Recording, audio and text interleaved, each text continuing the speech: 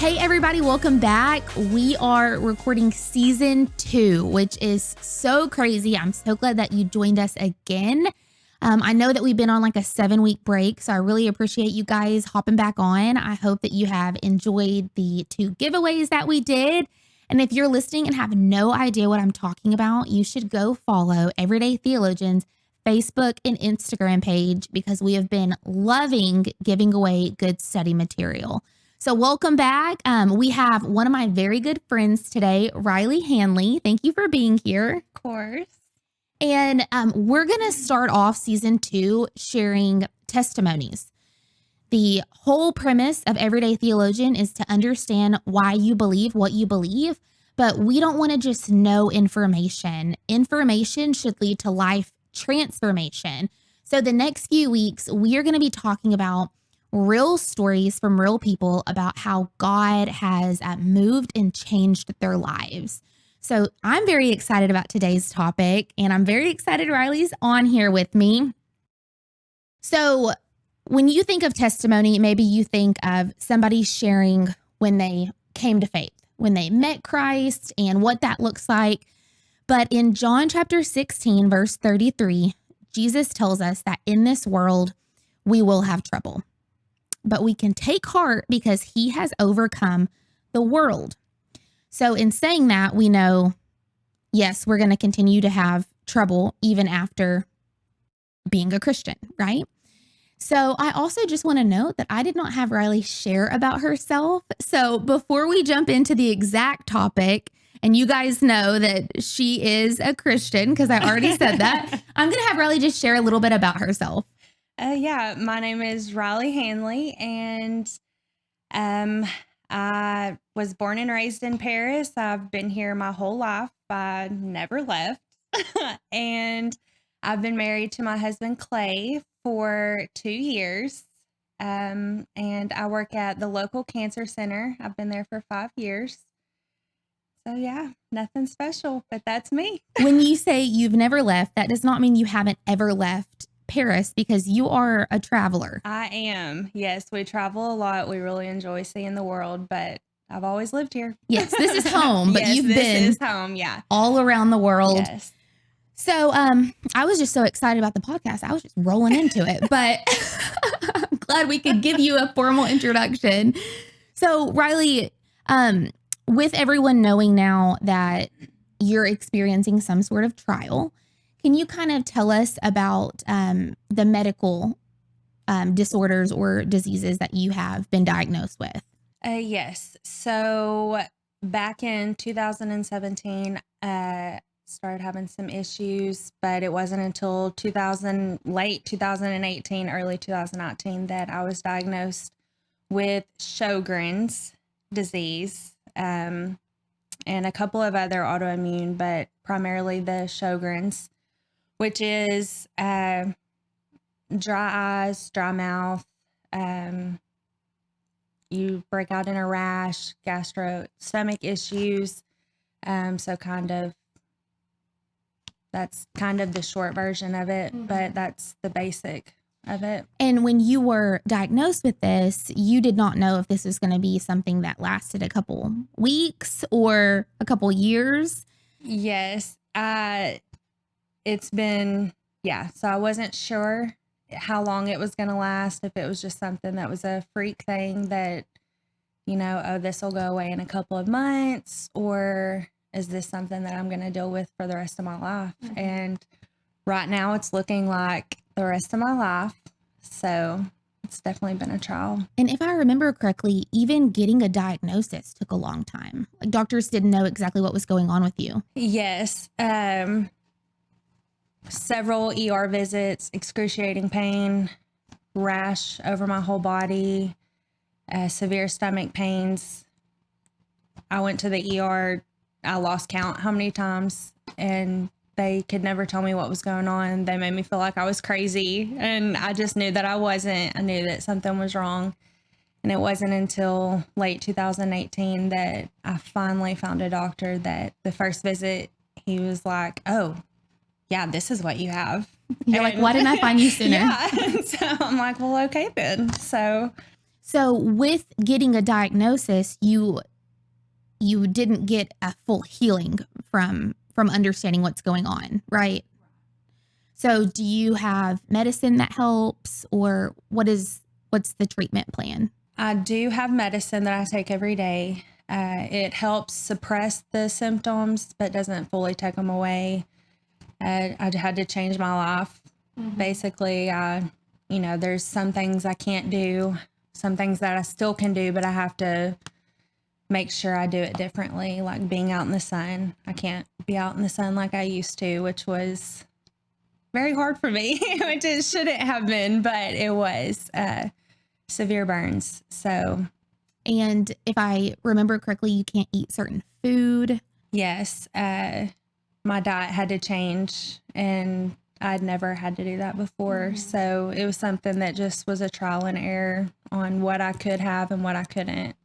And through even getting treatment, though, you still experience some pain, some emergency room visits. Is that right? Yes. Yeah, the medicine doesn't fully take it away. So there are times when I'm least expecting it that I end up in the ER with pain or other issues that I can't control or I can't get handled.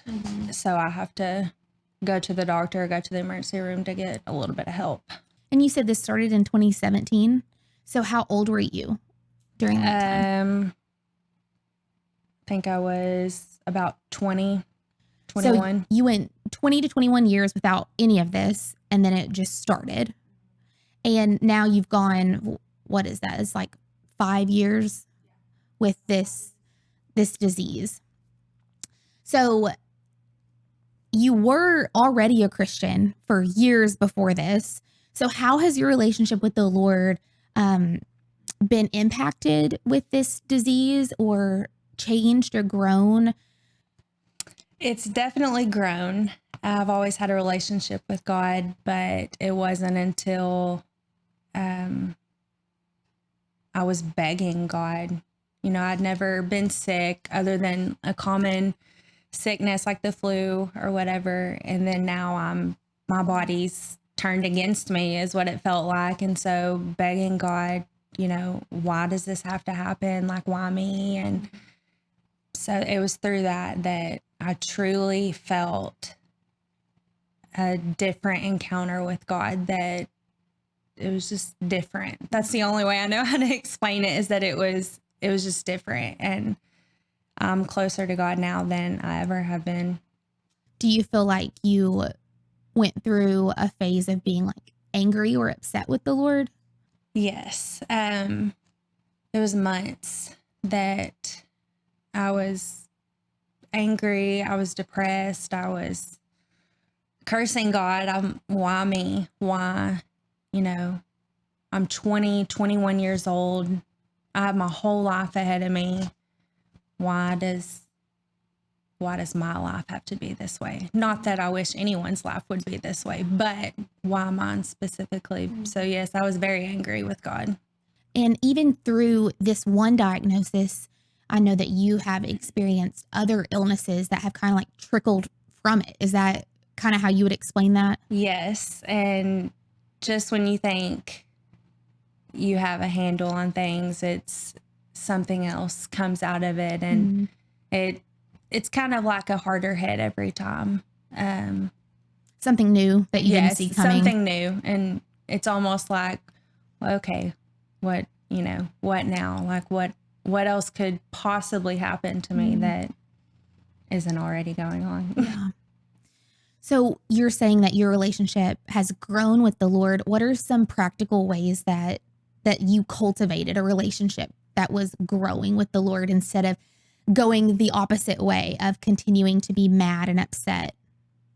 I think I finally just broke down and got in the Word. And, there's so many stories in the Bible of people who suffer and who, lose people, or their health is taken away, or I could go on, but just being in the Word and spending a lot of time in prayer and surrounding myself with people who you know, they don't let me be angry. I mean, you can be angry for a time, but at some point you have to yank yourself out of that. And so having people in my life that encouraged me, encouraged being in the Word, praying, spending time with God.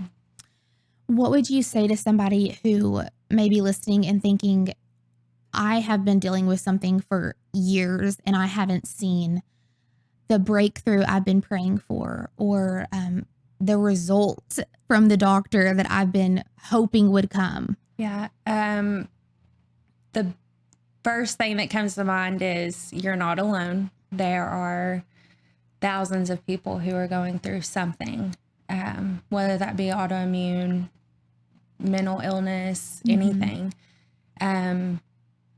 But your breakthrough may not be what you are wanting it to be. And mine wasn't what I wanted it to be. I wanted God to take this away from me. And, but I've had so many breakthroughs in other ways. So just because you haven't had the breakthrough that you're hoping for and that you're thinking it looks like doesn't mean that you don't have tiny breakthroughs throughout the day or throughout the, you have to look for the small things. Yeah. And I'm even thinking too about you referring to a breakthrough not being the way that you may think it should look, but you're sharing with people about breakthroughs in your relationship with the Lord. So through these trials, your relationship with the Lord has gotten stronger. So that's a positive thing that's come from it. I was also reminded, I heard a pastor say not too long ago how a situation in his life wasn't fair. And then he said, and everyone listening, I'm sure that something in your life isn't going fair either. But you know what's really not fair is that Jesus died for all of our sins. Exactly. So just knowing like, yes, this is terrible. Why, but then thinking, well, wow, I didn't even deserve for all of my sins to be forgiven. Exactly, that was really not fair. So I know that you brought some scripture to share. Yes. Do you want to do that with us? Yes.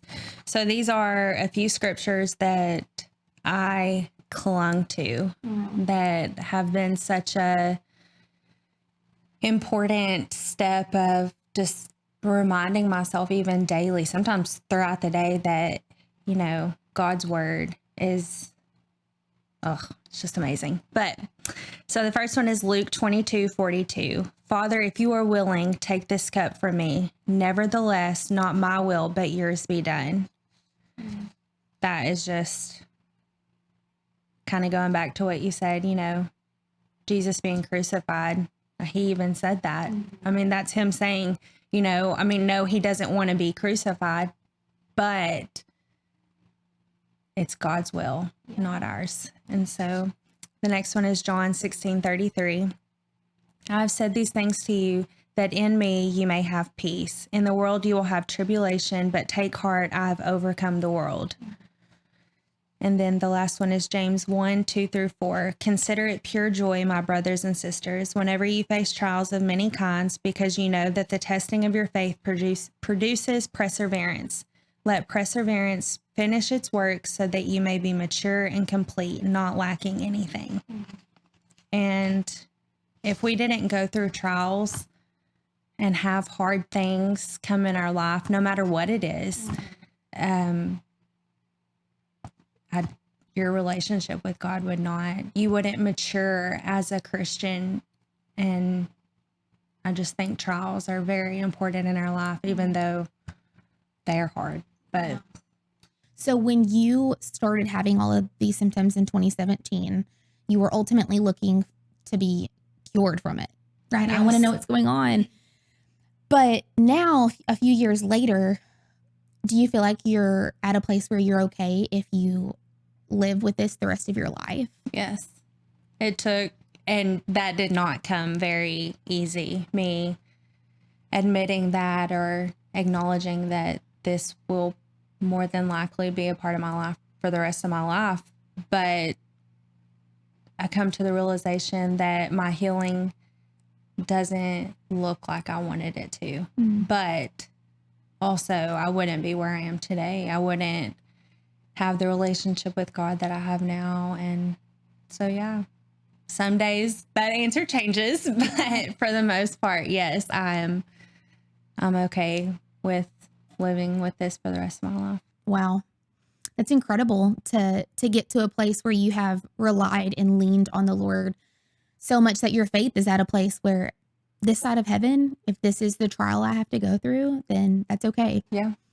And it even reminded me of Luke chapter 9, when Jesus is telling the disciples, if you want to follow me, pick up your cross and come. And we all, you, myself, everyone listening, we have different crosses that we pick up and carry throughout life. And I hope that we all get to a place that you are right now with yours, saying, if I have to carry this continuously for the rest of my life, God, you're still good. Yeah.